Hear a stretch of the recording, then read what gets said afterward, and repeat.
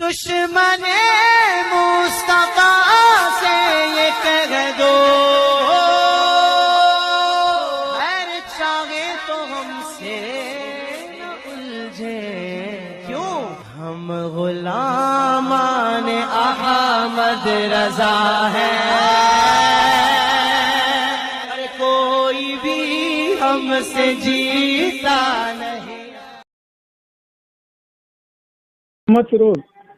ہاں فیروز بھائی، جی جی دیکھیے فیروز بھائی ایسا ہے، امام احمد بن حنبل اور امام شافعی یہ جو رفیہ دین کرتے ہیں، جی جی اور اہل حدیث حضرات جو رفیہ دین کرتے ہیں، ان دونوں میں رفیہ دین میں فرق ہے۔ اچھا اچھا۔ اہل حدیث حضرات جو رفیہ دین کرتے ہیں وہ تیسری رکعت کی شروع میں بھی کرتے ہیں، ہاں وہ جلسہ استراحت کہتے ہیں، کیا کہتے ہیں اس کو۔ اور امام احمد بن حنبل اور امام شافعی رحمۃ اللہ علیہ کے جو فالوور ہیں وہ کسی رکعت کے شروع میں نہیں کرتے۔ اچھا ہاں اچھا، یہ اہل حدیث جو رفیہ دین کرتے ہیں وہ رفیہ دین کے جو راوی ہیں، ہاں عبداللہ بن عمر رضی اللہ تعالیٰ عنہ، جی جی جی، ان کا بھی عمل اس حدیث پر نہیں ہے۔ اچھا، اور دوسرا یہ کہ رفیہ دین کے تعلق سے وہ کئی ساری حدیثیں روایت کرتے ہیں، جیسے کہ وہ کبھی کہتے ہیں کہ رکوع جاتے وقت، رکوع سے اٹھتے وقت، ہاں ہاں، کبھی کہتے ہیں کہ رکوع سجدے میں بھی جو ہے نا، کبھی سجدے کی رفیہ دین بیان کرتے ہیں، تو کبھی جو ہے تکبیر تحریمہ کے بعد ہی والی جو ہے رفیہ دین بیان کرتے ہیں۔ تو ایسی جب حدیثیں آ جاتی ہیں تو ان حدیث میں اصول حدیث اس حدیث میں اضطراب ہو جاتا ہے۔ ایک راوی جب ایک حدیث کئی طریقے سے روایت کرتا ہے تو اس حدیث میں اضطراب ہو جاتا ہے، اور اضطراب والی جو روایت ہوتی ہے وہ محدثین کے نزدیک اصول حدیث میں وہ قابل قبول نہیں ہوتی ہے۔ اچھا اچھا، اضطراب کی روایت ضعیف روایت مانی جاتی ہے، سمجھ گئے؟ جی اہل حدیث حضرات جو رفیہ دین کرتے ہیں وہ امام شافعی، امام احمد بن حنبل، ان کے جو فالوور ہیں ان سے آپ کمپیئر نہ کریں، ان کا الگ ہے ان کا الگ ہے۔ جی اور ارشاد فرمائیے۔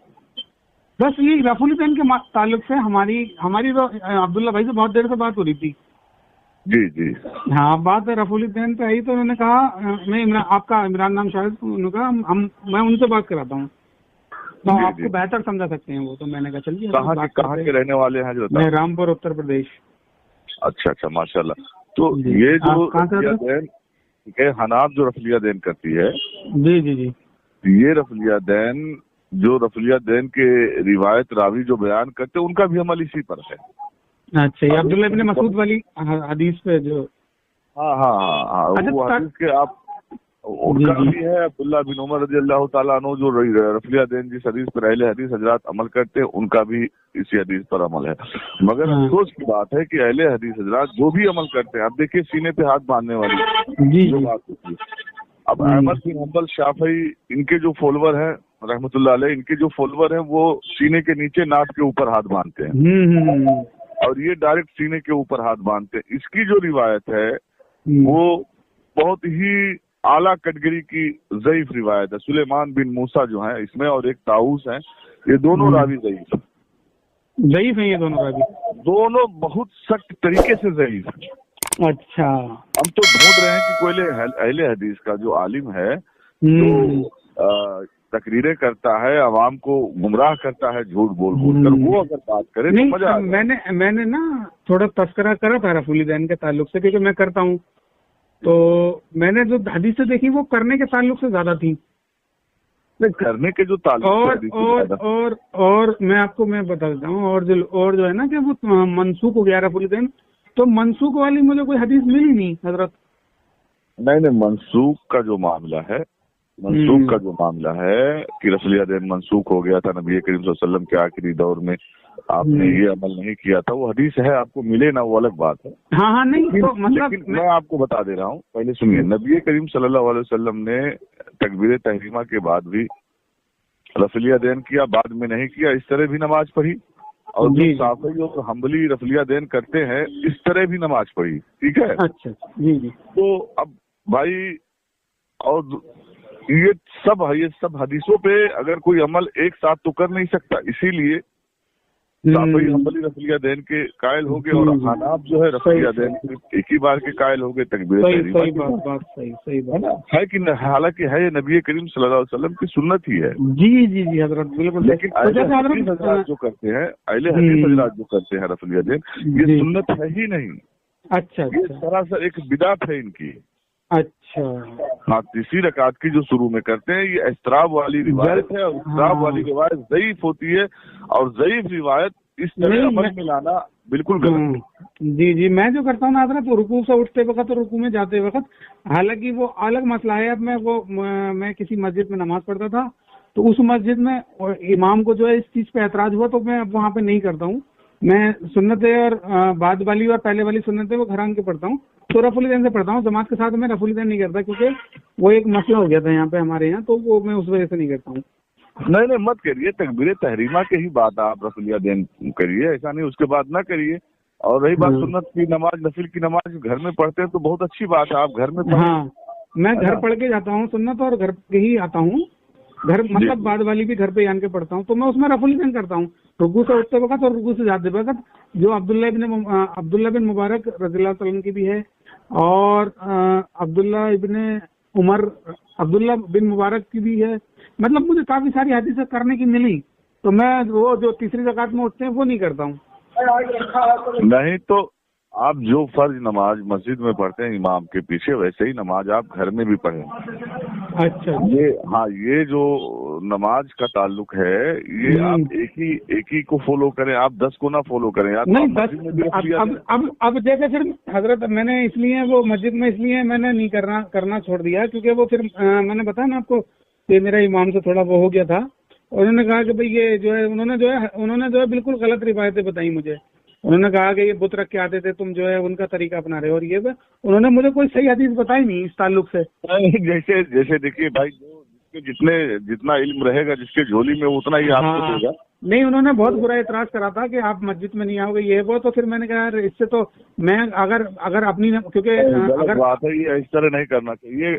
मैं आपके जरिए अवाम अहले सुन्नत को मैसेज दूंगा कि इस तरह सख्त अल्फाज में किसी भी मुक्तदी का जो है इस्लाह ना करे, आवाम का इस्लाह इस तरह ना करे कि मस्जिद में ना आओ, आप ये ना करो। आप दलाइल और दारीन से उनको जो है मुत्तफिक करें और उनको जो अच्छे इखलाक से समझाएं। मैं जो है गुजारिश करूंगा लोगों से, जितने भी इमाम है। नहीं, वो क्या होता है ना, ये ऐसा बाकी, और इसी वजह से ना फिर हमारी जो नॉर्मल आवाम है वो दूर भाग जाती है। फिर उन्होंने कहा यार ये तो बड़े, क्योंकि मैं जो कर रहा हूँ, फिर मैं जो जैसे इस्लाम में ये है कि पहला कुरान और हदीस, तीसरा इजमाए उम्मत, और चौथा इज्तिहाद। तो फिर मैंने कहा यार ये करने को कह रहे हैं। अच्छा, मैं जहाँ दिल्ली में रहता था वहाँ सब लोग करते थे, जिस मस्जिद में नमाज पढ़ता था। नहीं तो है ना, मुंबई वगैरह में भी है, साफी मालकी की मस्जिद है, वो भी करते हैं अहले हदीस हजरात। अब देखिए अहले हदीस का एक खतरनाक इस्तिदलाल आप देखिए कि वो सीने पे हाथ बांधते और पैर को इतना चौड़ा करके खड़ा हो जाते हैं कि ऐसा लगता है ये जंग में खड़े हैं, कुश्ती लड़ रहे हैं। आपने देखा होगा। तो मैं आपको कह रहा हूँ आप शाफई को फॉलो करें, मालिक इमाम अहमद बिन हम्बल रहमतुल्लाह अलैह को फॉलो करें। मैं तो हजरत इसलिए करता हूँ कि मैं तो इसलिए रफुल दैन करता हूँ कि मेरे नबी ने करा है। बिल्कुल आप बस फॉलो करें। मगर मेरी बात में भी आप फिरोज भाई, लेकिन आप अहले हदीसों से दूर रहें, बस आप इतना जाने। नहीं अहले हदीस, अब तो मैं गाँव में रहता हूँ, मैं अहले हदीस तो इनके इस्तिदलाल, इस्तेमाल और इनके जो है और सबसे कोसों दूर रहे हैं। ये एक नंबर फ्रॉड है और झूठ बोलते हैं। मैंने जो अपना जो तस्करा थोड़ा बहुत किया, मैं ज्यादा पढ़ा लिखा तो नहीं होता, ज्यादा क्या, मैं तो अरबी तो बिल्कुल पढ़ा लिखा नहीं हूँ, लेकिन मैंने फिर जब तस्करा करा तो फिर मैंने ये सोचा कि मैं रफुल दैन जो करता हूँ, या ना करने वाले भी इसीलिए पढ़ते हैं और करने वाले भी इसीलिए पढ़ते हैं। करने वाले भी मानते थे कि मेरे नबी ने करी है, और ना करने वाले भी ये मान के ही करते हैं कि मेरे नबी ने आखिरी वक्त में छोड़ दिया था, इसलिए पढ़ते हैं। जी जो भी है। अभी देखिए ये इनका मामला कैसा है, मैं आपको बता रहा हूँ अहले हदीसों का। ये 100-150 साल पहले एक नया फिरका मजहब सऊदी से जारी हुआ। सऊद ने, जो सऊद वहाँ का बादशाह था, मोहम्मद बिन अब्दुल वहाब नजदी को पाला और उससे फतवा लिया اور وہاں تمام جو سلطنت عثمانیہ تھی اس کو ختم کر ڈالا اور قتل و غارت کیا پورا. اور وہاں سے پھر اس نے جو ہے یہ نیا جو ہے بدعت کا ایجاد کیا, نیا مذہب ایجاد کیا اس نے. یہ محمد بن عبد الوہاب نجدی علیہ السلام. ابھی آپ کہیں اہل حدیث سے بات کرو اور محمد بن عبد الوہاب نجدی کے حوالے سے ان کو کوئی حوالہ دے دو کتاب کا تو کہتے ہیں ہم جانتے نہیں ہیں ان کو. وہ ترنت انکار ہو جائیں گے, کہیں گے ہم جانتے ہی نہیں ہیں. تو یہ جو ہے ان سے آپ دور رہیں, شافعی میں رہیں, مالکی میں رہیں, حناب میں رہیں آپ, اور امام احمد بن حنبل رحمۃ اللہ علیہ کے اس میں رہیں, لیکن ان سے آپ دور رہیں. کل ملا کے آپ کو میں یہ کہوں گا ان کا استدلال استنباط یہ ایک ٹوٹل بدعت ہے, اور ان کا جو بھی مذہب ہے, منہج ہے, جو بھی ہے سب بدعت ہے. ایک بھی صحیح حدیث سے ثابت نہیں ہے, خالی ان کا کھوکھلا اور جھوٹا دعویٰ. میں تو بہت سارے ان کے علماؤں کو ڈھونڈ رہا ہوں, فون لگا رہا ہوں, نہیں اٹھاتے. ابھی بیچ میں میری ایک حسیب مدنی ہے جو ہے بنگلور کا, ان کا جو ہے بہت بڑا عالم ہے جو ہے, تو اس سے میری بات ہوئی ہے نا. تو اب بات کرتے کرتے اصول حدیث پر آ گیا. جب اصول حدیث پہ بات آ گئی ہماری, اس کی تو فون کر کے بھاگا. اچھا, کہہ رہا نہیں اب آپ سے بات نہیں کروں گا, یہ ہے وہ ہے, آپ بات مانتے نہیں. ارے تو آپ بھائی جب ہم آپ سے بات کر رہے ہیں, آپ ہم سے بات کرو تو آپ, میں اگر صحیح کہتا ہوں تو آپ مانو, آپ صحیح کہتے ہو تو ہم مانیں. جی حق بات تو سب کا اتفاق ہونا چاہیے. حق بات جب کوئی بات ہو تو اس پہ حق بات جب سامنے آ جائے تو اس کو تسلیم کرنی چاہیے. اب وہی تو اس میں معاملہ یہ تھا کہ حضرت ابو ایوب انصاری رضی اللہ تعالیٰ عنہ نبی کریم صلی اللہ علیہ وسلم کے روضے پہ جاتے ہیں, بیٹھے ہیں, سر لگا کے بیٹھے تھے. یہی حدیث میں نے اسے بتایا. اس نے کہا داؤد بن صالحہ اس میں ضعیف ہے. ہم نے کہا کس نے کہا؟ تو کہتے ہیں امام حجر عسقلانی نے کہا. تو ہم نے کہا امام حاکم تو کہہ رہے ہیں صحیح ہے, آپ امام حجر عسقلانی کہہ رہے ہیں ضعیف ہے یہ راوی, تو آپ کس کی غلامی کرو گے بھیا؟ اور امام حجر عسقلانی کے حوالے سے میں اور بھی تمام بہت ساری روایت ہیں جس پہ آپ لوگ عمل کرتے ہو, انہوں نے کہا ہے ضعیف ہے اس راوی. تو آپ کیا مانو گے جو ہے, اور وہ عمل کرنا بند کرو گے تو وہ فون کر کے بھاگ گیا. ہاں حضرت, آپ کہاں سے حضرت؟ جی میں یہاں اتر پردیش سے ہوں, ڈسٹرکٹ بستی سے. بستی, اچھا. آپ کا نام کیا بھیا, کیا بتائیں؟ رضوان بھائی. محمد فیروز. ہاں بستی میں گیا تھا, ابھی بستی میں ہی تھا میں کچھ دن پہلے. کہاں بستی میں؟ جی بستی سے آپ جائیں گے نا یہ روڈ پہ, گورکھپور والے روڈ پہ, تو وہ نندور گاؤں پڑے گا, ایک نندور گاؤں. نندور پڑے گا, اور یہ خلیل آباد کے بیچ میں پڑتا ہے یہ نندور. ہاں بستی خلیل آباد کے بیچ میں ہی پڑتا ہے, وہی میں کہنے والا تھا, آپ نے کہہ دیا. جی فیروز بھائی, میں آپ کو کہوں گا عبداللہ بھائی نہیں, میں نمبر لے لیتا ہوں ان سے, انشاءاللہ رابطے میں رہوں گا میں. میرا نمبر لے لو اور آپ ہمارے رابطے میں رہو, جیسے کچھ ہوتا ہے آپ میسج کرو. اصل میں بات کیا ہے نا, جو آپ کے یہ اہل سنت کا جو سب سے زیادہ جو ماحول خراب کر رہے ہیں نا, یہ تھوڑا جو کم علم کے علماء ہیں نا, یہ جو بالکل ایک دم کافر کہہ دیتے ہیں. اور بالکل مطلب ایک آدمی جب نماز نہیں پڑھ رہا ہے تو اس سے کوئی پوچھنے نہیں آ رہا ہے کہ بھائی تو کیوں نہیں پڑھتا. میں اپنا ماحول بتا رہا ہوں. میں نے یہ بات عبداللہ بھائی کو ہی بتائی تھی, تو عبداللہ بھائی کسی اور وے میں لے گئے تھے اس کو, اور انہوں نے کہا کہ بھائی تمہارے علماء بھائی جب تک کوئی نہ مانے جب تک سمجھاتے رہو. آپ کا کام سمجھانے کا ہے, یا تو آپ کام کو بند کر دو یہ کہ بھائی میں اب کسی کو نہیں سمجھاتا. آپ ایسے علماءوں کا لسٹ بناؤ اور ان کا نمبر ہمیں دو, ضرورت پڑے گی تو ہم آپ کے گاؤں تک آئیں گے فیروز بھائی. ہاں جی نہیں, انشاءاللہ میں آپ کا نمبر لے لوں گا, انشاءاللہ میں آپ سے بات کرتا ہوں. نماز ترنت ہمیں کہیں بھی کنفیوزنگ ہوتا ہے, آپ مجھے ترنت جو ہے واٹس ایپ پہ میسج کرو. کی بات ہے کیا کریں. نہیں میں آپ ان سے فیروز بھائی, ان سے اہل حدیث بدعتیوں سے آپ دور رہیں اور ان سے نہ الجھیں آپ, ٹھیک ہے؟ نہ میں تو رستہ تو غیر کسی سے بھی نہیں ہوں. یہ عبداللہ بھائی بات ٹھیک کرتے ہیں تو میں ان سے کال کرتا ہوں, اور آپ سے بھی بات کرنے کا مجھے لہذا طریقہ بڑھیا لگا. تو ارے عبداللہ بھائی ماشاء اللہ بہت ہے, اللہ پاک نے جو میں نے بہت میرے میسج کرے میرے فون کرے تو انہوں نے واپس کرایا. آج پتہ نہیں ناراض ہو گئے جانے کیا عبداللہ بھائی.